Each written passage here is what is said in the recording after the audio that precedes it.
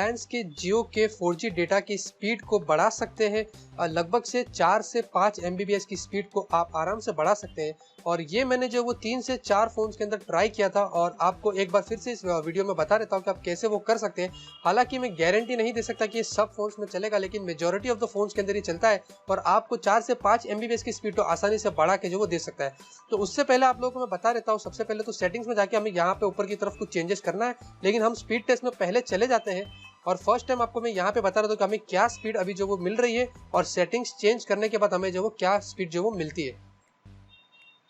तो यहाँ पे आप देख रहे हैं मुझे जो वो लगभग से कुछ 6 और 7 MBPS की स्पीड दे रहा है। पहले 7.5 के आसपास 8 तक चले गई है, अब 9 तक जा रही है। 9.25 की स्पीड मुझे जो वो डाउनलोड में दे रहा है और अपलोड करने की स्पीड मुझे लगभग से आप देखेंगे तो वो मुझे जो वो कुछ 3 से 4 MBPS के आसपास जो वो दे रहा है।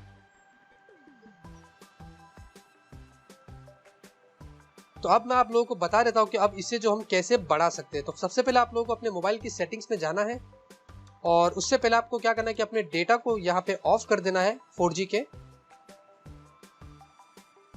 और आपको अपनी मोर सेटिंग्स में जाना है और आपको जाना है सेल्यूलर नेटवर्क्स में। दूसरे की सेटिंग्स मुझे पता नहीं कहाँ पे तो, लेकिन सेल्यूलर नेटवर्क्स में आपको जाना है और एक्सेस पॉइंट नेम्स की सेटिंग्स में आपको जाना है। उसके बाद आप जाएंगे एक्सेस पॉइंट के अंदर तो आपको APN के अंदर जियो नेट इस तरीके से दिख जाएगा, उस पर आपको टैप करना है और नीचे की तरफ आपको स्क्रॉल करना है तो आपके सामने APN प्रोटोकॉल और APN रोमिंग करके आ जाता है। तो आपको APN प्रोटोकॉल पे टैप करना है और IPv4 और IPv6 लास्ट वाला ऑप्शन को यहाँ पे जो आपको टिक करना है इस तरीके से, और APN रोमिंग प्रोटोकॉल को भी आपको वही ऑप्शन सेलेक्ट करना है। तो आप देखेंगे यहाँ पे IPv4 IPv6 और ये IPv4 और V6 जो सेलेक्ट हो गया। अब आपको यहाँ से बैक करना है और ऊपर की तरफ आप देखेंगे तो मोबाइल डेटा को आपको फिर से जो यहाँ पे ऑन कर देना है। अब हम जाते हैं फिर से स्पीड टेस्ट के अंदर। बिना कोई वीडियो का एडिट किए मैं लाइव आपको बता देता हूँ। पहले आपको ये स्पीड हमें जो आ रही थी, अब टेस्ट करके देख लेते हैं कि कितनी स्पीड में हमें यहाँ पे जो बढ़ोतरी मिलती है। तो अब आप देख सक रहे हैं मेरी स्पीड जो है वो लगभग से 14 के आसपास यानी कि 15 MBPS के लगभग मुझे जो स्पीड मिल रही है।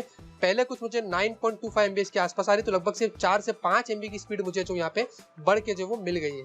अब अपलोडिंग की बात करते हैं तो अपलोडिंग में आप देख सकते हैं मुझे कितना कुछ यहाँ पे मिल रहा है। अपलोडिंग में मुझे लगता नहीं कि कुछ ज़्यादा डिफरेंस आया है, लेकिन डाउनलोडिंग में मुझे यहाँ पे काफ़ी डिफरेंस आ गया है कंपेयर टू प्रीवियस में।